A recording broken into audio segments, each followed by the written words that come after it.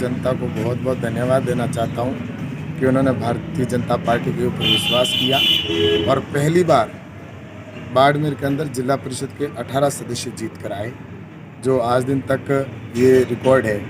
तो मैं सोचता हूँ कि जनता ने जिस तरह से विश्वास दिया, उसके विश्वास के ऊपर हमारे जो जनप्रतिनिधि जीते हैं, चाहे वो जिला परिषद सदस्य हैं, चाहे वो पंचायत समिति सदस्य, वो जनता की अपेक्षाओं के ऊपर खरा उतरेंगे। और आने वाले समय के अंदर जो राजस्थान में सरकार हमारी नहीं है, लेकिन उसके बावजूद भी वो डटकर सामने खड़े होकर जो भी जनता की समस्या है उसका समाधान कराएंगे।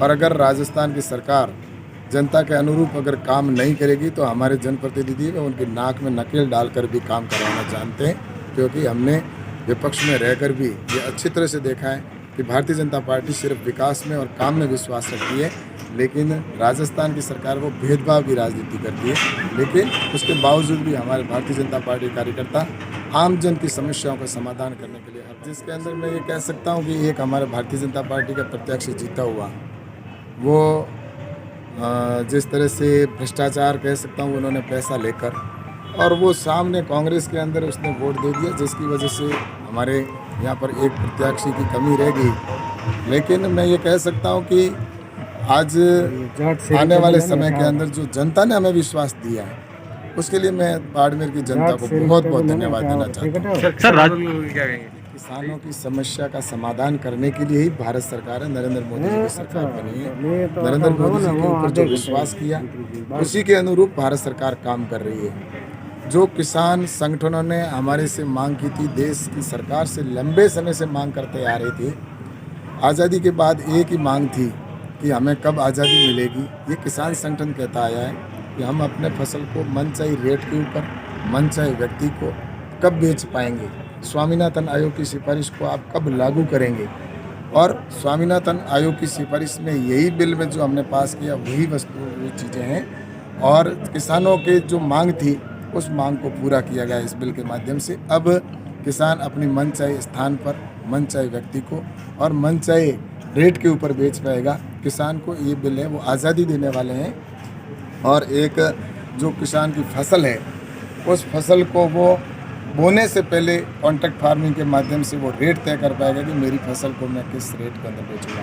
क्योंकि हम देखते हैं वर्तमान के अंदर किसान फसल बोता है उस समय रेट अधिक होती है, जैसे आलू की रेट कई बार होता है, देखते हैं कि आलू की या प्याज की किसी की भी रेट होती है, तो वो जब बोता है उस समय उसकी रेट होती है वो 40-50 रुपये किलो होती है, और वही जब फसल पक जाती है उस समय उसको औने पौने भाव में 4-5 रुपये किलो के अंदर बेचने के लिए मजबूर होना पड़ता है। तो अब इस कॉन्ट्रैक्ट फार्मिंग के माध्यम से उसको पहले ही उस जिस ट्रेडर के साथ में या उस व्यापारी के साथ में जिसके साथ एग्रीमेंट होगा तो पहले ही तय कर लिया जाएगा। और इस बिलों के माध्यम से किसान को एक इस बात की गारंटी दी गई है कि किसान अब वो अपनी फसल को रेट भी अच्छी रेट में बेच पाएगा, और उसको किसी प्रकार का दूसरा कोई खतरा भी नहीं रहेगा। कानून के माध्यम से उसको रेट भी सही समय पर मिलेगी, और उसका न्यायालय वो एसडीएम कार्यालय रहेगा। ज़मीन से संबंधित इसमें किसी प्रकार का करार नहीं होगा, इसमें जो समझौता होगा वो सिर्फ फसल का समझौता का करार होगा। तो ये किसान की फसल के लिए ही करार किया गया, एग्रीमेंट किया इसमें किया जाएगा। ये किसानों के हित के बिल है, और निश्चित रूप से आने वाले समय में किसान आत्मनिर्भर बनेगा। आज जो लोग इसका विरोध कर रहे हैं उनसे कहना चाहूँगा, जिस तरह से विपक्ष हंगामा करने की या किसानों को भ्रमित करने का प्रयास कर रहा है पूरे देश के अंदर, उनके समय के अंदर 2012-13 के अंदर उनका जो चुनाव में उनका जो बजट था वही बजट टोटल मिलाकर सिर्फ कितना हुआ करता था, 12 या 13 हज़ार करोड़ होता था, जिसमें से भी आधे से अधिक तो सैलरी के अंदर या जो अधिकारियों की तनख्वाह के अंदर चले जाते थे। लेकिन नरेंद्र मोदी जी की इस साल का बजट है वो 1,35,000 करोड़ है, जो उनसे 10 गुना अधिक है। इसलिए प्रधानमंत्री जी की सोच एक ही है कि देश के किसान को आत्मनिर्भर बनाएं। उस दिशा के अंदर प्रधानमंत्री जी की सरकार काम कर रही है। लेकिन कुछ राजनीतिक रोटियां सेकने वाले लोग या किसान के कंधे पर बंदूक रखकर निशाना साधने वाले लोग किसानों को भ्रमित करने का प्रयास कर रहे हैं। लेकिन देश का किसान है वो इस बात को समझ चुका है, और आज देश भर से किसान आकर धन्यवाद भी दे रहे हैं कि ये बिल है, ये एक बहुत अच्छा बिल है।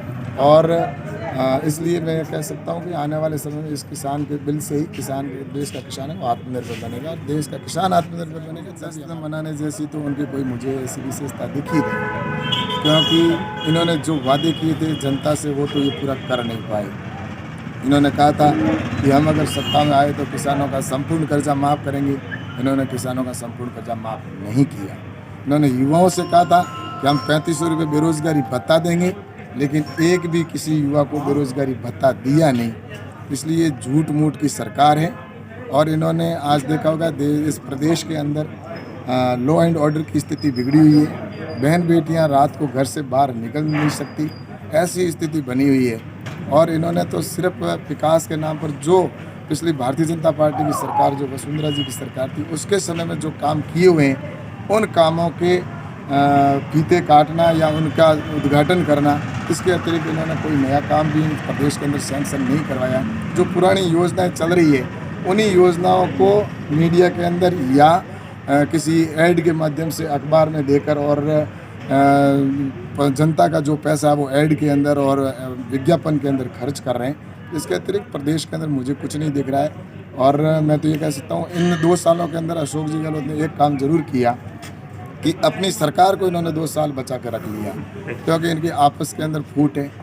और आज भी ये जग जाहिर है और आने वाले समय के अंदर भी निश्चित रूप से मैं कह सकता हूँ बहुत जल्दी अशोक जी गहलोत की सरकार गिरने वाली है। और ये जनता भी समझ चुकी है कि अशोक जी गहलोत ने सिर्फ वादे झूठे किए थे और वो अभी उस वादों को पूरा नहीं कर पाए। और आने वाले समय के अंदर आज आपने देखा होगा कि पंचायती राज के चुनाव में भी जनता ने भारतीय जनता पार्टी के पक्ष में मतदान किया और आने वाले लोकसभा विधानसभा के चुनाव के अंदर भी निश्चित रूप से भारतीय जनता से गिरेंगे, क्योंकि इनके आपस की फूट है। भारतीय जनता पार्टी को इससे कोई लेना देना नहीं है, क्योंकि अशोक जी गहलोत हैं, उनको अपने विधायकों पर भी भरोसा नहीं है।